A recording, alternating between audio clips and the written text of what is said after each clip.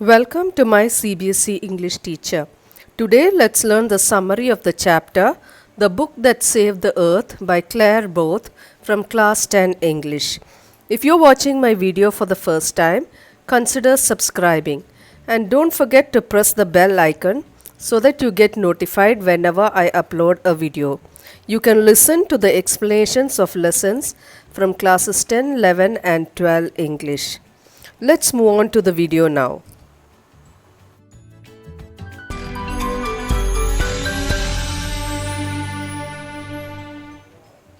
About the author.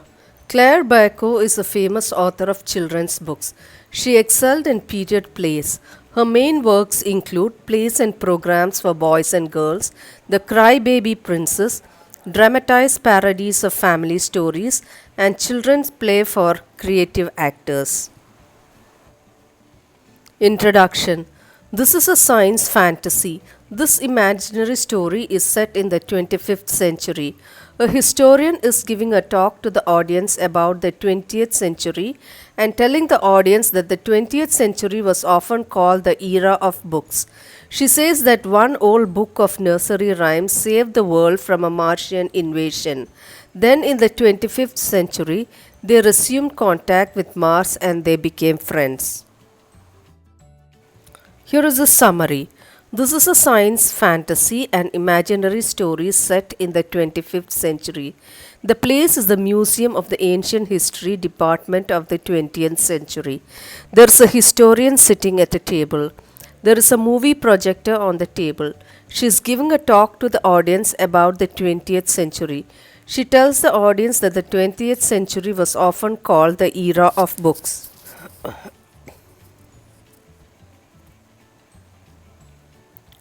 In those days, there were books about everything. They taught the people everything. But the strangest thing was that a book saved the earth. She narrates a real story from the 21st century. She tells how the Martians invaded the earth and a book of nursery rhymes saved us from their attack. The incident relates to the Martian invasion of 2040. In fact, the invasion never took place. A single book stopped it. It was not a noble encyclopedia or a book of rockets and missiles. It was a book of nursery rhymes. Then the historian shows the audience the happenings that actually took place. These have been recorded in a film. She turns on the projector. It shows the Mars Space Control Room. We see Think Tank, who is the commander in chief. He has a huge egg-shaped head. He wears a long robe decorated with stars and circles. His deputy, Noodle, stands beside him at a switchboard.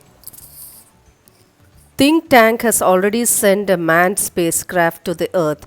Their purpose is to collect information about the Earth's defense system and send it back to the other spacecraft from Mars who are ready to attack the Earth before lunch. Think Tank asks Noodle to place him in communication with their manned space probe to the planet Earth. Think Tank says they are going to take it over. Noodle establishes his contact with the Mars Space Control. Captain Omega and his deputies are in a library. They came on the Earth in order to gather secrets of the Earth defense. They have landed in a library. They have seen the books and the library for the first time. Think Tank talks to Captain Omega, who tells him that they have arrived on Earth without any incident. As they have never seen a library before, they are not sure what they are. However, Lieutenant Iota tells Think Tank that there are about 2,000 peculiar items which are books. She thinks that the place must be some storage barn. Sergeant Oop also says that he has never seen before anything like those things. He calls them hats. Omega asks for Think Tank's advice. Through his remote camera, Think Tank looks at the books. He calls them eatables and they are in a refreshment stand. He says that what they have in their hands are sandwiches. They are the main food of Earth diet. Think Tank orders Omega to eat it to confirm. Omega asks Lieutenant Iota to eat it. Iota orders Sergeant Oop to eat it. Oop bites a corner of the book. He pretends to chew and swallow and tells Think Tank that it is delicious. After some time, Noodle informs Think Tank that a bit of data floated into his mind.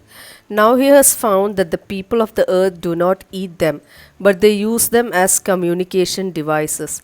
Think Tank also believes what he tells him. He orders Omega to listen to the books. He puts a book to his ears and tries hard to listen. Think Tank asks Omega if he can listen to something from them. Omega replies that they may not be on the correct frequency.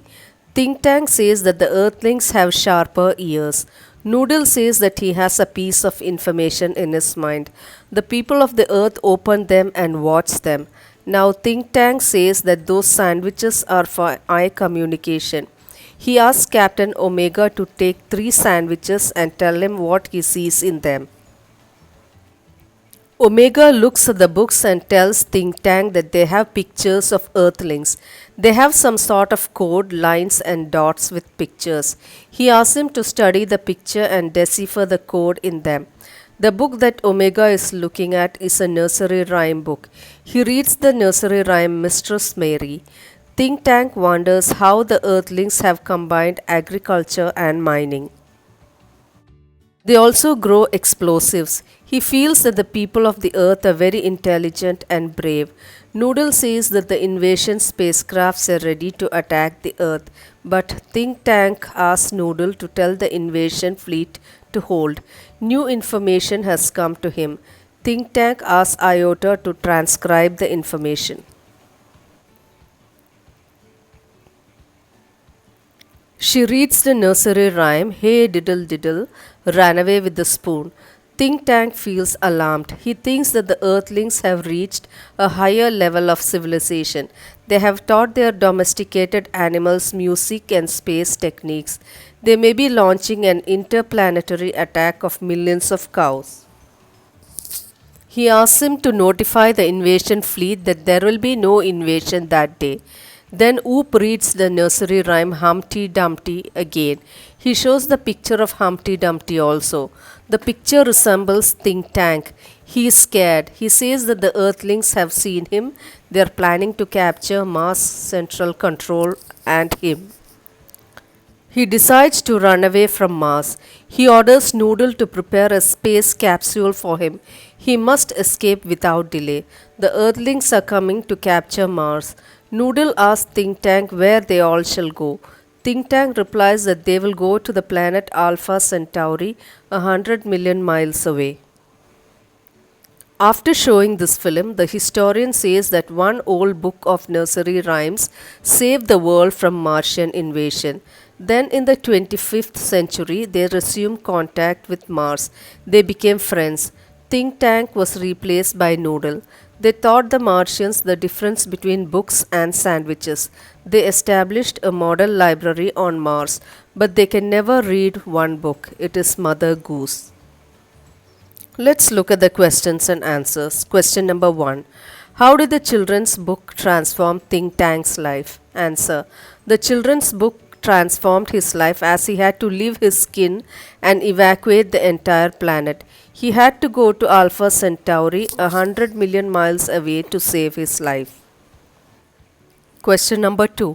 Why did Think Tank react in alarm to the third passage read? Answer. Think Tank reacted in alarm as he misunderstood the meaning of the poem and thought that they can actually grow crops of rare metals and explosives also, which are dangerous for him.